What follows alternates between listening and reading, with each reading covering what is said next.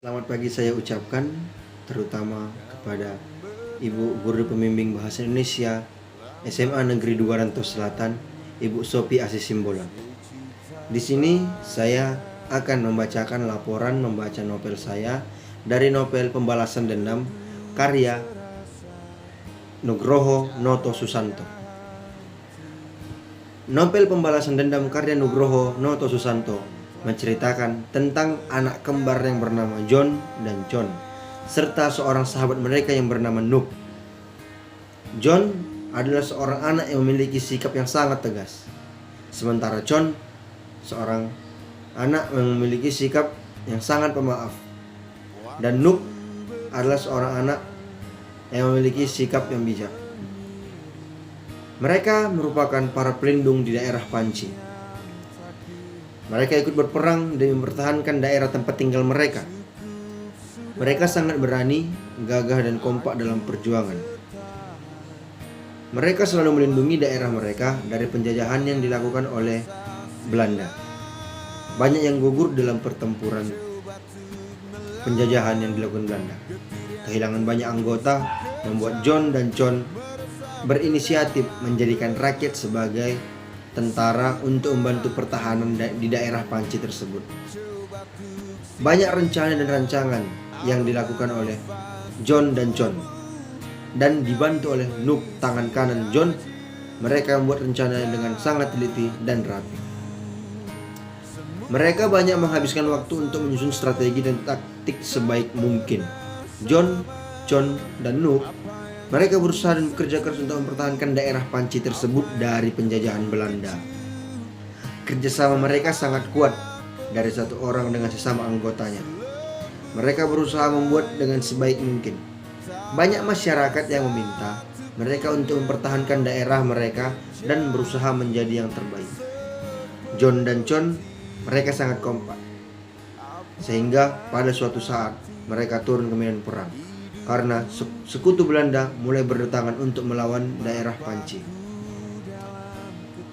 Saat John turun ke daerah peperangan, ternyata ia menyuruh John untuk tinggal karena menurut tetua-tetua dulu, seseorang yang bersaudara, kakak beradik tidak boleh berada bersama-sama di dalam satu peperangan.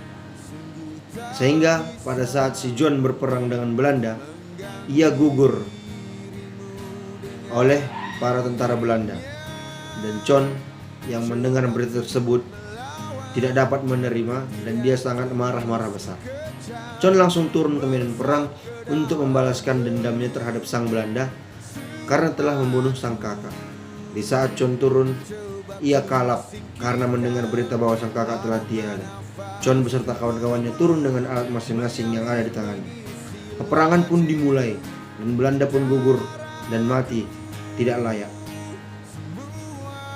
Karena banyak tentara Belanda yang mati, maka John dan rakyat-rakyat yang lainnya berhasil mengalahkan Belanda. Setelah gugurnya semua penjajahan Belanda, tinggallah ada seorang ketua Belanda yang dihukum oleh ketua daerah, yaitu Jayeng. Ia menghukum ketua Belanda itu menggunakan bambu runcing sampai tubuhnya mengeluarkan banyak darah, dan seorang Belanda tersebut menjerit kesakitan serta meminta ampun dengan teriak-teriak kesakitan. Tapi si Jayeng tidak peduli karena ia sangat dendam terhadap ketua Belanda tersebut. John yang melihat aksi tersebut memiliki rasa ketidaktegaan di dalam hatinya melihat seorang Belanda tersebut dihukum seperti itu, sehingga ia meminta kepada si Jayeng agar seorang Belanda tersebut dibebaskan. John segera mengobati luka yang diterima oleh seorang Belanda itu. Kemudian John memulangkan Belanda itu ke kampung halamannya untuk bertemu dengan ayah ibunya. Itulah akhir dari penjajahan yang dilakukan Belanda terhadap Panci yang diketuai oleh John, dan Nuk.